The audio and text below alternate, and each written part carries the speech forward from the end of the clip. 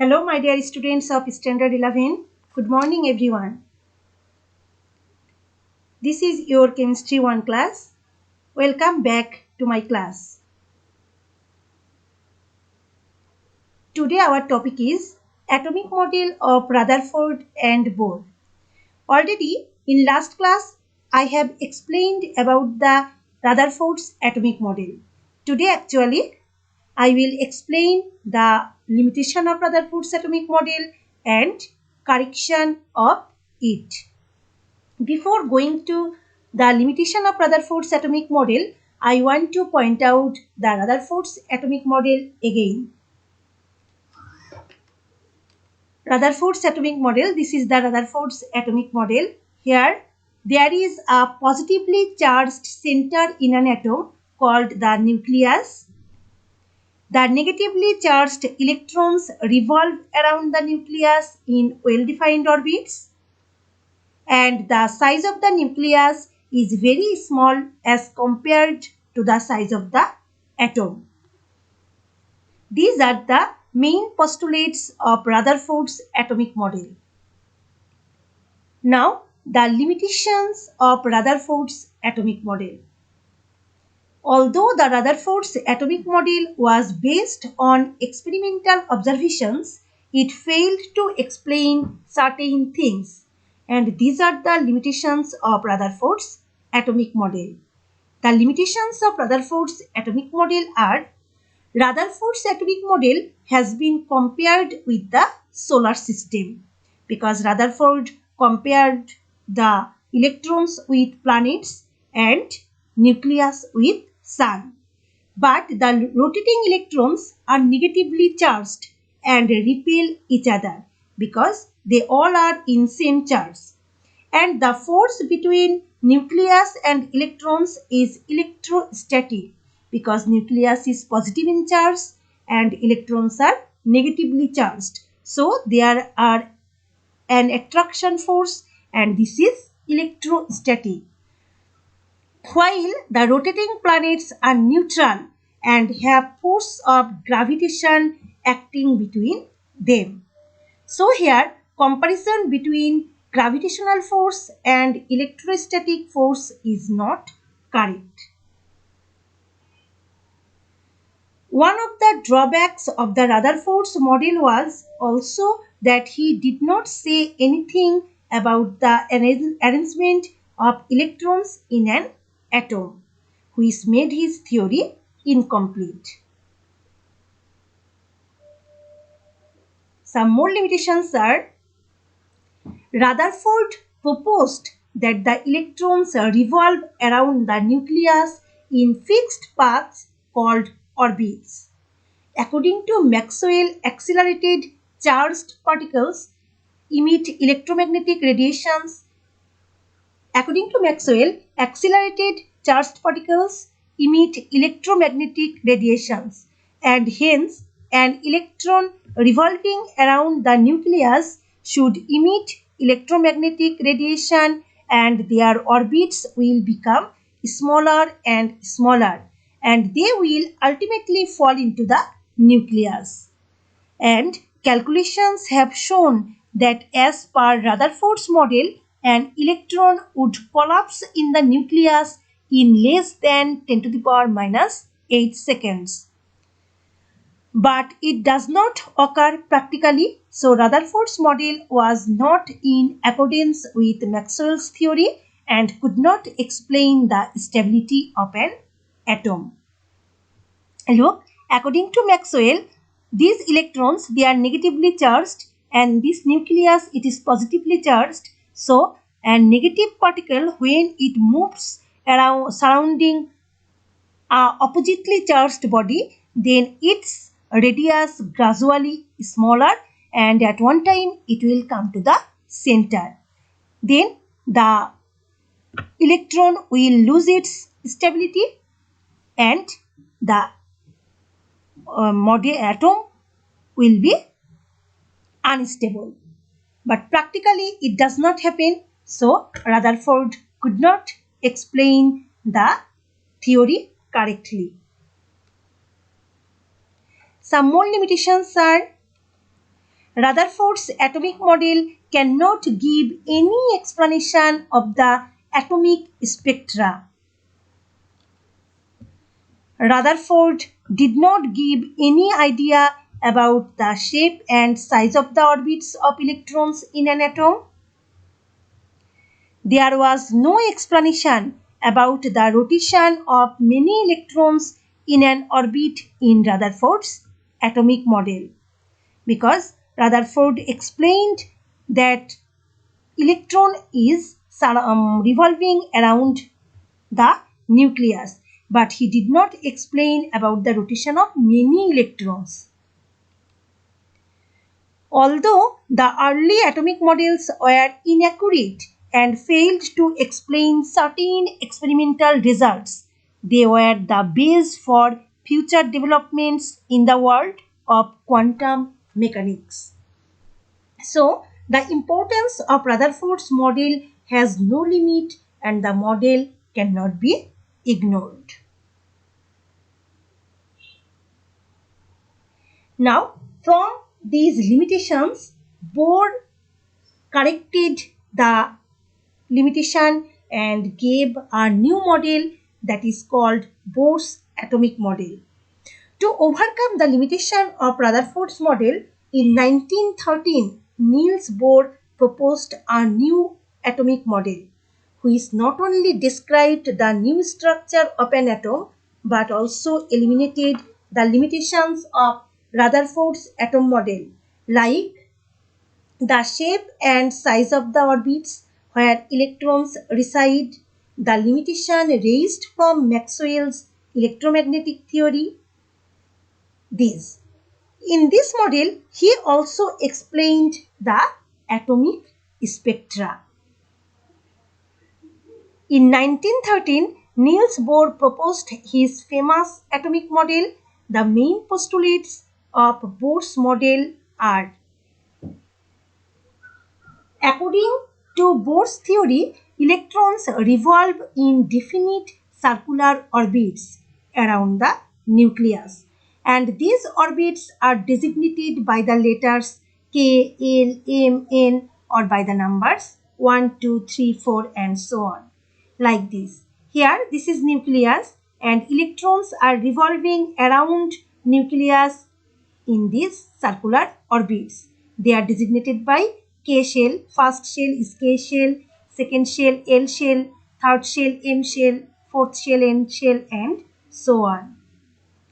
The angular momentum of an electron is an integral multiple of h by 2 pi.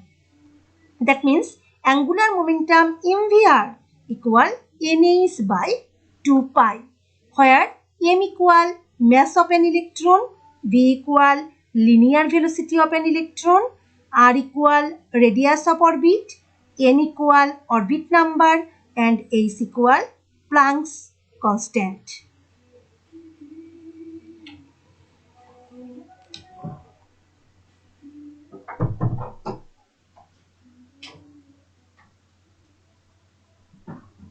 Now, as long as the electrons revolve in a particular orbit, they can neither gain energy nor lose energy. Such orbits are called as stationary orbits or stationary states. Look, when electrons are residing in these certain orbits, they neither lose or nor absorb any energy. An electron can jump from an orbit to another orbit. When an electron jumps from an higher orbit to a lower orbit, it releases energy in the form of radiations.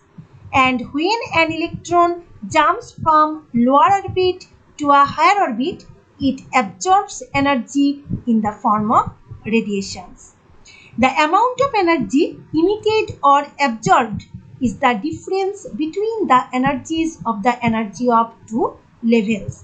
For example, when the electron jumps from the second orbit to first orbit, then it will release energy, and the amount of released energy will be the energy difference of energy of second shell and first shell. For example, E2 minus E1, the energy of second shell minus the energy of first shell, equal H nu, where H is Planck's constant and nu is the frequency of energy.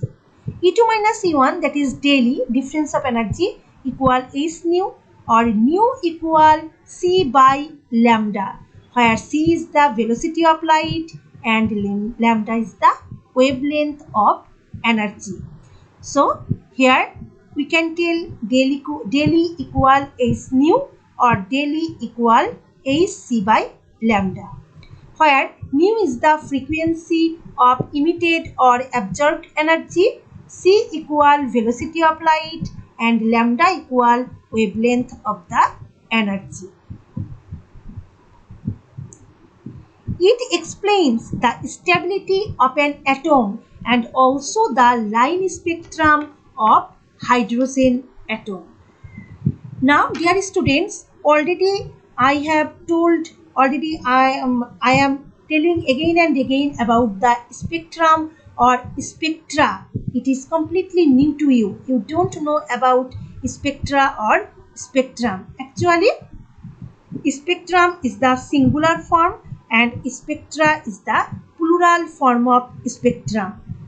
Now here I want to tell you something about spectrum or spectra, though you will learn about this at one of your next class. Now, what is spectra?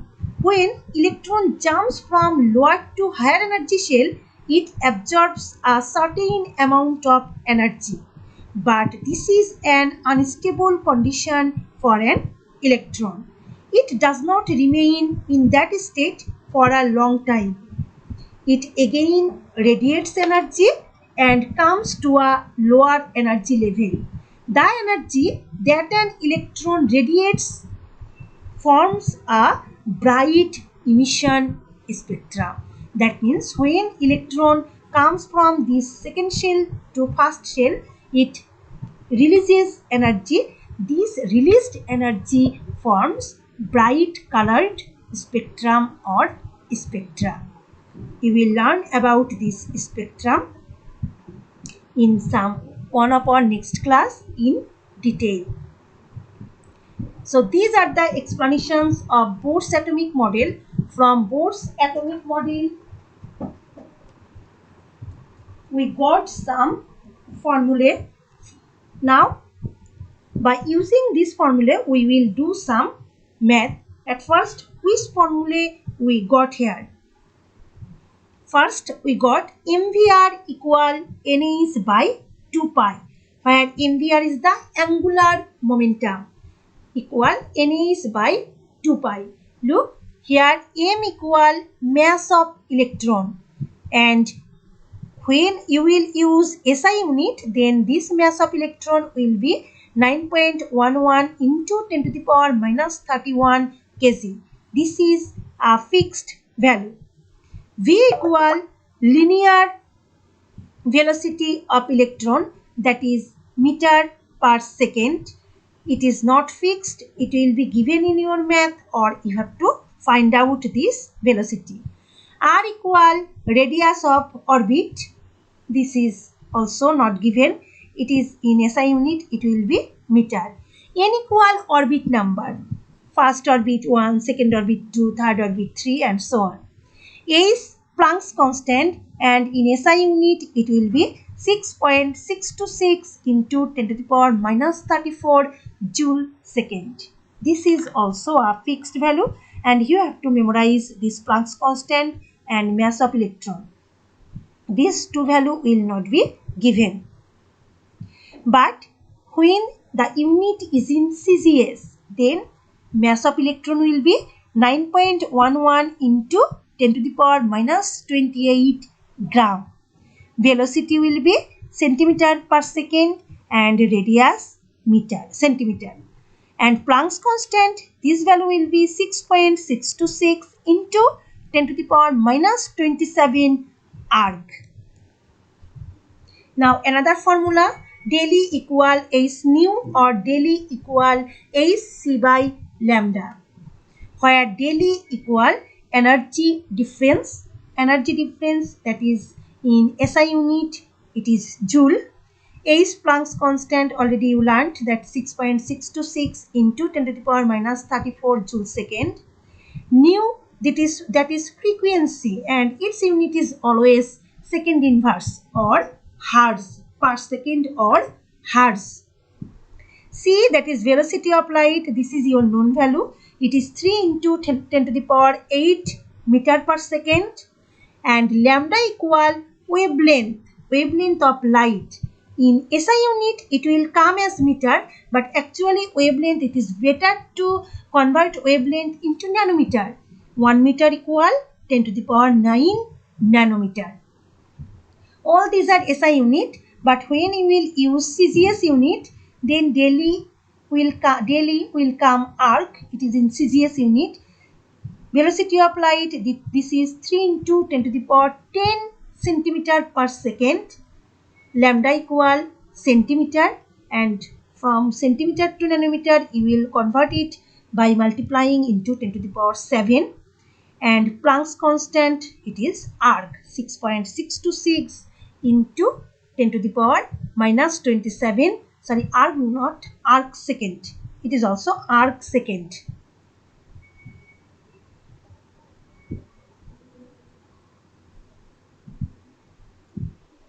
Now we will do some math by using these two formula. These math are from your book exercise. In your book, these math are given. I will do some math here. I will show some here, and other math you will do in home from the book exercise. In your book, in example, there are some math done. You will also do this math. And I will give you some homework. These are not from your book. These are from the outside of the book. And this homework you will do in home and submit it in a fixed time I will give you. Now problem 2.2. If the energy of a photon means light, equal 1.602 into 10 to the power minus 19 joule, what is the wavelength of that photon? Here energy is given in joule, that means in SI unit. You have to find out the wavelength. We know the formula, E equal del E equal hc by lambda. Here energy E is given, E equal hc by lambda will be written here. So there is given E equal 1.602 into 10 to the power minus 19 joule. H equal 6.626 into 10 to the power minus 34 joule second. And in SI unit, C equal 3 into 10 to the power 8 meter per second.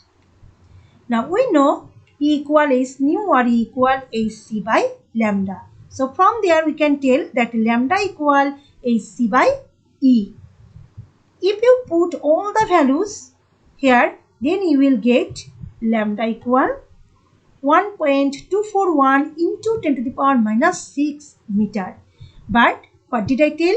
That it is better option to calculate, to convert a lambda into nanometer, and 1 meter equal 10 to the power 9 nanometer. So the wavelength will be 1241 nanometer. This is your desired answer. Another problem, it is also from the book, problem 2.3a. In an atom, energy of an electron at two energy levels are 6.3 into 10 to the power minus 19 joule and 9.8 into 10 to the power minus 19 joule respectively. If the electron jumps from higher to lower energy level, what will be frequency and wavelength of the radiated energy?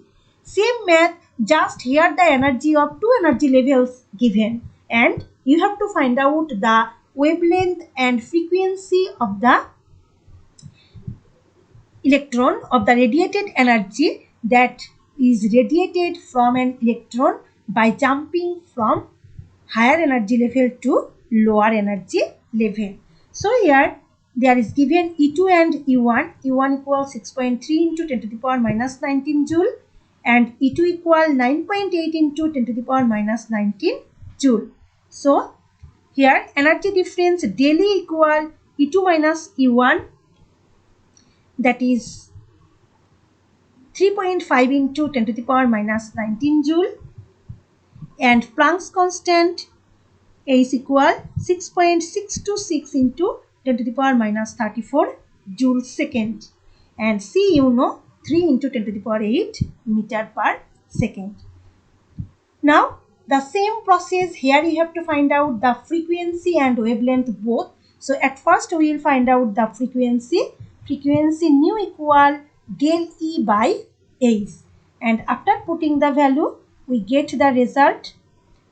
Frequency equal 5.282 into 10 to the power 14 second inverse. It is our frequency. Now what is the wavelength? Wavelength equal C divided by frequency, and after putting the value we get wavelength 5.679 into 10 to the power minus 7 meter, and when you will convert it into nanometer, then it will come 567.9 nanometer. There are two answers. One is 5.282 into 10 to the power 14 per second, and another is 567.9 nanometer. Now another one, problem 2.4b. Radius of N shell of hydrogen atom is 8.5 into 10 to the power minus 8 centimeter. What will be the angular momentum and velocity of rotating electron in it? Here the radius of N shell is given. N shell means KLMN, fourth shell. That means the value of N equal 4, and the radius is given 8.5 into 10 to the power minus 8 centimeter, and you have to find out the angular momentum and also the velocity of rotating electron. Now look, here the radius is given in centimeter, that means in CGS unit. You can calculate the value in CGS unit, but I have told that by doing the math in SI unit is a better option. So I will convert this centimeter into meter. Here N equal 4 and M, this is known value 9.11 into 10 to the power minus 31 kg. R equal given 8.5 into 10 to the power minus 8 centimeter. To convert it into meter, you have to divide it by 100. So it comes 8.5 into 10 to the power minus 10 meter. Planck's constant, it is 6.626 into 10 to the power minus 34 joule second.